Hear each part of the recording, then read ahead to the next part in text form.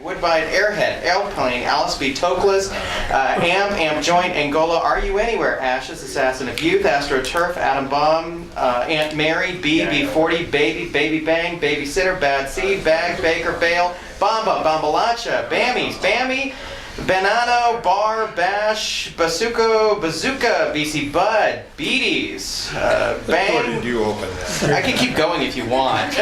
You're only on B. White One's Lips, Black Bart, Black Ganja, Black Gold, Black Gunji, Black Gunyan, Black Moat, Black Rock, Blanket, Blast a Joint, Blast a Roach, Blast a Stick, Blacksing, Blazing, Block, Blonde, Blow a Stick, Blow One's Roof, Blowing Smoke, Blue Sage, Blue Sky Blonde, Blunt, Bobo, Bush, Bogart a Joint, Bode, Bomb, Bomber, Bone, Bong, Boo, Bama, Boom. Why don't we just do the X's and Z's? Let's do the X's and Z's. Yeah, let's go all the way down. I'm getting this, by the way, from a pro-cannabis blog here. So. This guy he could be a legislator, he can talk so fast. Yeah. Watching all of you guys try to get your bills passed. We got X, Yay, Yellow Submarine, Yen Pop, Yola, Yerba Mala, Yehuria, Yesko, Zacatecas Purple, Zambi, Zay, Zig Man, Zol, Zooey, Zoom. That's right. Very good. I didn't think there would be any. Are you ready, Kristen? Got it. With that, Gee, we're tired now, okay? way better. I don't think we've ever had a more exciting media availability. Okay, we're good. Okay, welcome to media availability for Friday, the end of the 5th week. As we get close to the end of our session, we're well past the halfway point, and we're working on a lot of bills and ideas right now, so we welcome those that are watching, and we'll open it up to questions from the press. Senator Shizawa, I wanted to ask, you met with the House Speaker last night. How did it go? Well, it was informational. I wanted to basically ask him what the basis was for his stance on not having SB 164 heard by the House. He explained those to me, and basically those were much of the things you've already heard. He said that his understanding of the votes in the House were insufficient to carry the bill forward, and so he didn't feel like it was worth the time and the effort and, frankly, the discussion at the House basis. He also mentioned to me needing to, I think, shield the House from some of the attacks that they had been receiving prior to this time as well, given that it, in his mind, was not a productive or a futile effort. Do you think you got anywhere? Well, I think we're still continuing to negotiate. This is really between the Senate leadership, the governor, and the House. And let's not forget those other parties as well, because they have to be considered in this. And we're not over yet, and the governor is still weighing options with the House Speaker and members of the House to see where we go with this. But they're still maintaining it's not going anywhere over there. So far. What do you think? What's your sense that the House wants? What kind of plan, or what's your sense of what they want from this? If I were to be able to project accurately, I would say they want to do something. That they would like to have something less than a full Healthy Utah type plan go forward. Now, again, you're getting the second hand from me, and they should probably defend their own position, but that's my feeling, is they would probably favor something less than a full expansion, but perhaps up to a coverage gap. More along the lines of what Senator Christensen was proposing? Again, the details are probably more privy to them. There's probably more than that. It would probably be something in between a frail plan and Healthy Utah plan, would be my at least working understanding of that. What do you think of the approach to not put it up for a hearing and to shield members of the House, as you put it? We were elected by our delegates, by our constituents, by our districts to come up here and serve. We knew what we were going into. We knew we'd face scrutiny. We have a certain obligation, responsibility to be able to ask and answer questions and to enter in debate on important issues.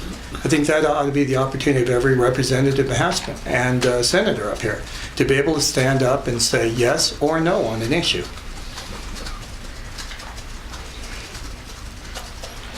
think Other that- questions? Are you willing to negotiate down at all from Healthy Utah? If they want something in between Frail Utah or Vulnerable Utah, Utah Cares, whatever it was called, and you saying they want something less than Healthy Utah, are you willing to go down to negotiate down on that?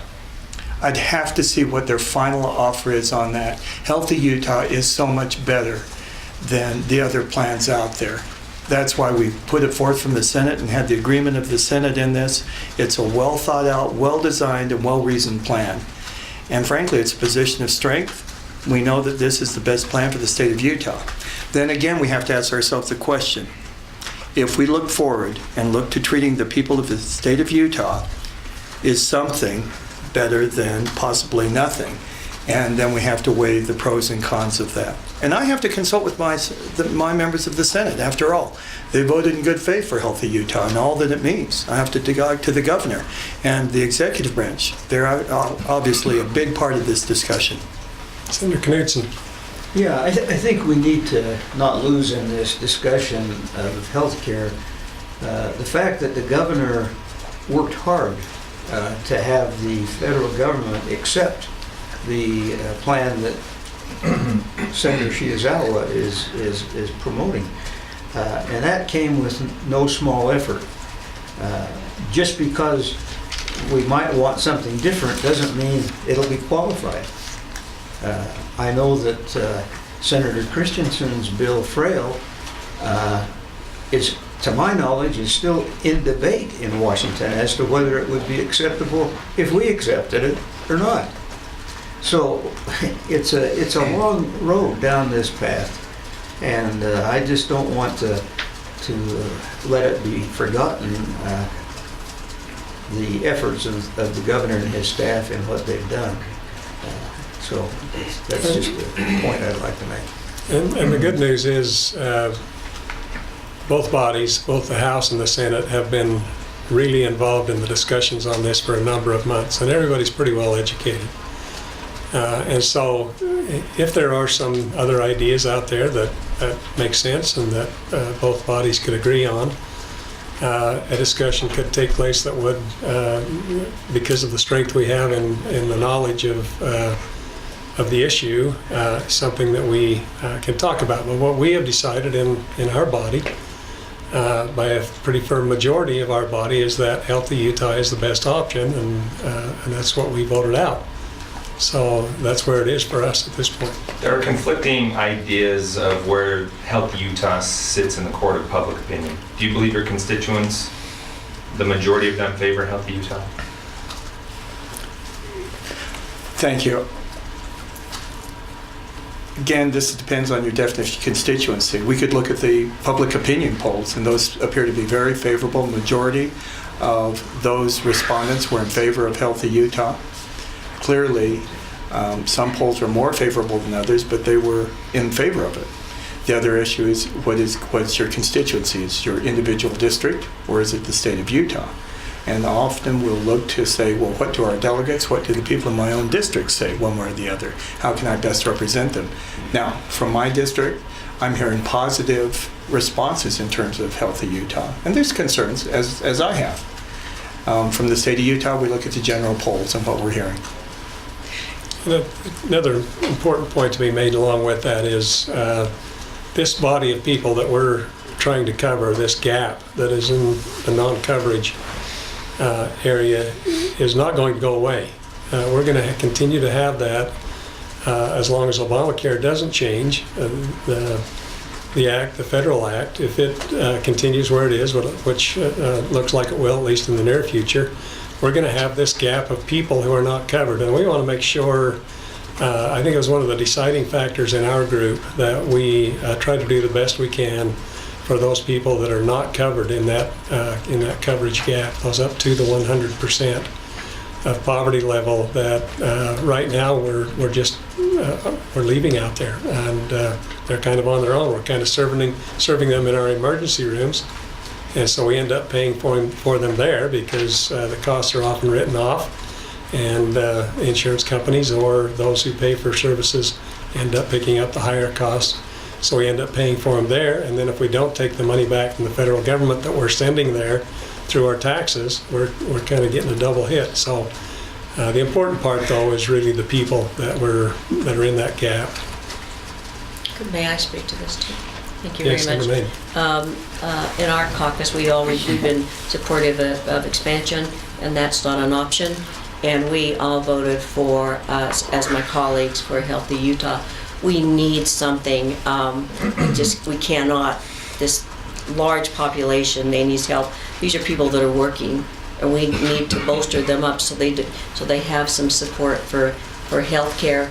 I surveyed my Senate district, which is West Valley, Current, and Taylorsville, and overwhelmingly they get it, and they were for Healthy Utah. We need to do something. We cannot have populations out there that aren't covered, because that's where they end up. And they need to go to health services somewhere. If we don't give them a network to help them, then it's disaster. It's disaster for their families with medical bills, and it's disaster for the health community.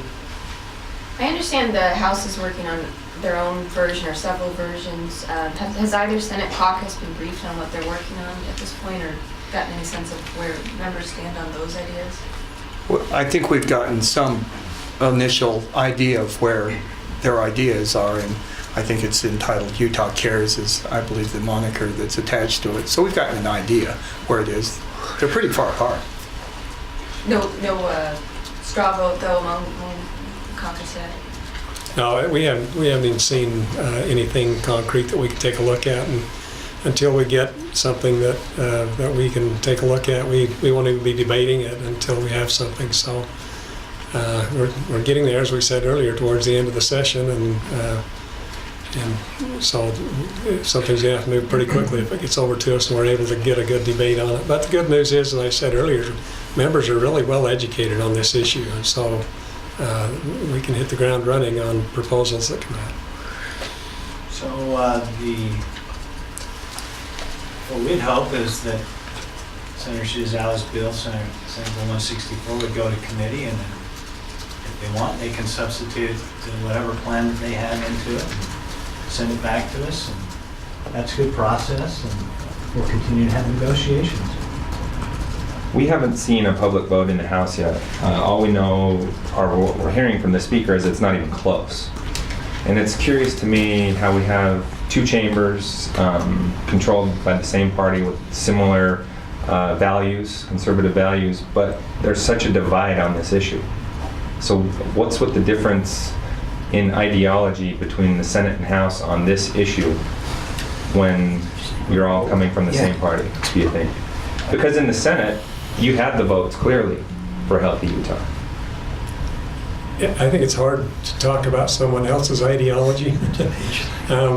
We know where we were and what our discussions have been, and so we have a pretty good idea we have a firm idea of where our body is from the votes that were taken on the different proposals. So I hate to talk about someone else's ideology and where they're coming from, but again, what we would like to see is a healthy debate. We've sent them a bill to take a look at, and if they have some better idea or a substitution, as the President said, let's get it back and take a look at it. But at this point, we are where we are with what we've done, and we've sent them a bill. Do you think having someone such as Senator Shizawa, who is on the front lines of this, helped form the debate and the thought in the Senate?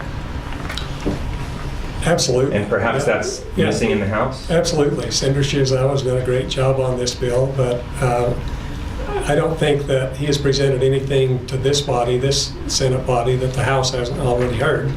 Senator Shizawa, I've been in several meetings with him at the Conservative Caucus, for example, where he presented his ideas to members of the House, and they heard his side of the story. He did a great job there, as he always does, and so I think we're hearing the same things, and we just need to keep working on the bill, keep it debated.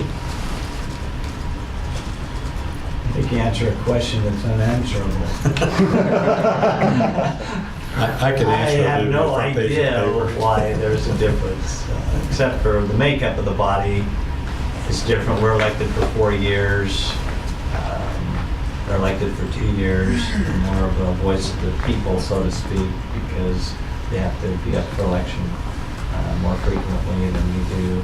We have more time to, between election process. And so there's differences in the body, but we represent the same constituency. And you gotta wonder why there is a difference, and there'd be a lot of answers to that. I just don't know if that's a question we could even give you a substantive answer on. Senator Stevenson, you got a comment? Senator Knudsen and I have decided it's an age thing. Maturity. Well, I didn't want to say that. Be careful, Senator Stevenson. Other questions? I'd make a comment too. We have 3 new senators. I don't know how many new House members, but they certainly have more than 9.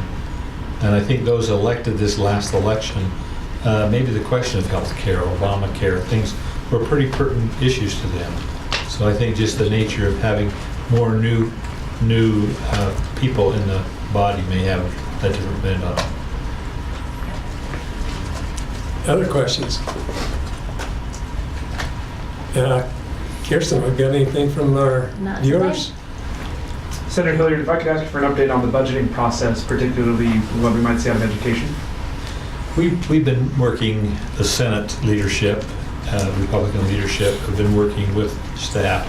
We've had some joint meetings just to get a feel where we are, and we will hope to have a real serious discussion beginning Monday.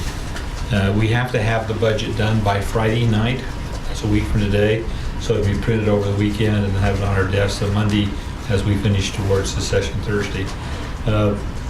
I feel positive about it. I mean, it's just the process of going through it. It's give and takes and what gets to be our priorities. There's always the big things we all agree on, and then the small things that kind of cause disruption of everybody kind of wants a small thing that to them is pretty large. But I feel positive. I think we're well on our way. We'll know better when we finish Monday afternoon as we go through our lists. The governor set a high target with his suggested WPU increase. Any thoughts on how close or how far we might reach that? We really don't know. We certainly support education. We'd like to have that as high as possible. But I would remind you, the governor did 2 things that we, well, actually 3 things. 3 things. One thing is that he took $94 million out of ongoing revenue that we dedicated to transportation and moved that over. That's a real struggle for us, quite frankly, because we live not in Salt Lake. We live across the state. We see the road needs that we have all across the state that need to be addressed and how far we're behind. Secondly, we've been very concerned about what we call trend lines. And we saw that in 2008. We had tons of money, was doing really well, and then when it fell off, we were really struggling because we had built all that ongoing trends into ongoing programs. So I think we've been trying to be very careful not to make that same mistake. Hopefully the revenues will continue going up, but we know by history that's not going to happen. And so as the revenues start dropping off, when it eventually will come as we have these cycles, our hope is that we're not in such a position we have to do budget cuts as severely as we did. Quite frankly, that saved us in 2008, because we had set aside enough ongoing revenue in roads and buildings that we had moved that ongoing revenue over and cut those, so it was really a savior for us. I think the third thing gets to be, the governor I know has built part of it on the idea of a e-cigarette tax. I understand that bill came out of committee without the tax in it. There's more regulation of e-tax. So as I'm thinking it's $30 million, I think he built in his budget request for that. But I've looked over his list where he says he's recommended $500 million. When you include all the items that he's included, I think we're going to be pretty close. And the question really gets to be the WPU compared to some of the things that really touched me as I worked through this is Health and Human Services. I mean, it's not a good or a bad program. It's good, good, good, good. What's better? And so the Health and Human Services issues become really, really important. And I think anyone looking at those will feel the same way. All right, don't see any other questions. Thank you all. Thanks.